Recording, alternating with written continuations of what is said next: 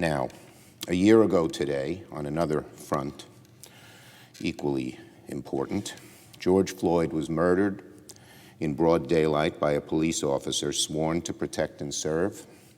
Our country was forever changed by the stomach-churning video of Derek Chauvin killing Mr. Floyd. It sparked a summer of protest unlike any we've seen in American history. Around the world, the name of George Floyd was chanted in Rome, Paris, London, Amsterdam, Berlin, and Mexico City.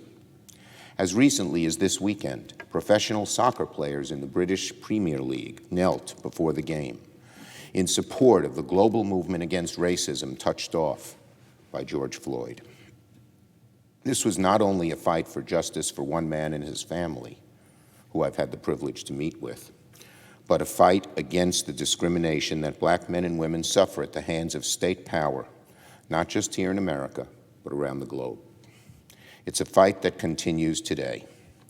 And here in the Senate, we will continue that fight when we vote to confirm the first woman, the first Black woman, to ever lead the Justice Department's Civil Rights Division, which was created in 1957 as the Civil Rights Movement began to uphold the constitutional rights of all Americans, but particularly the most vulnerable. When it comes to justice in policing, the criminal justice system, and at the ballot box, the Civil Rights Division is often the tip of the spear, conducting investigations of police departments with patterns or practices of constitutional violations, and defending the fundamental voting rights of every American citizen.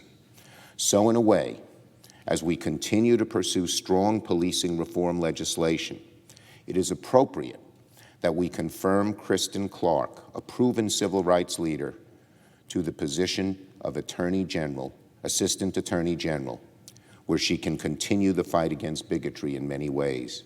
It is appropriate we do it today. Though my Republican colleagues have tried to twist her words to make her sound like some radical, Ms. Clarke is, in reality, a hugely accomplished civil rights attorney who has earned the respect of all sides. Much like her future colleague at the Justice Department, Vanita Gupta, Kristen Clarke has been endorsed by a wide range of law enforcement groups. The truth is, Ms. Clarke will make an exceptional leader of the Civil Rights Division. So again, in a very significant way, as we continue to pursue strong policing reform legislation, the fight for racial justice by confirming Kristen Clarke on the anniversary of George Floyd's murder is particularly poignant and appropriate. Of course, Congress must also pursue strong legislation to end racial bias in law enforcement. Senators Booker and Scott, as well as Representative Bass and others, have been working diligently behind the scenes to fashion such a bill on a bipartisan basis. That important work must continue as we strive to ensure George Floyd's tragic death will not be in vain.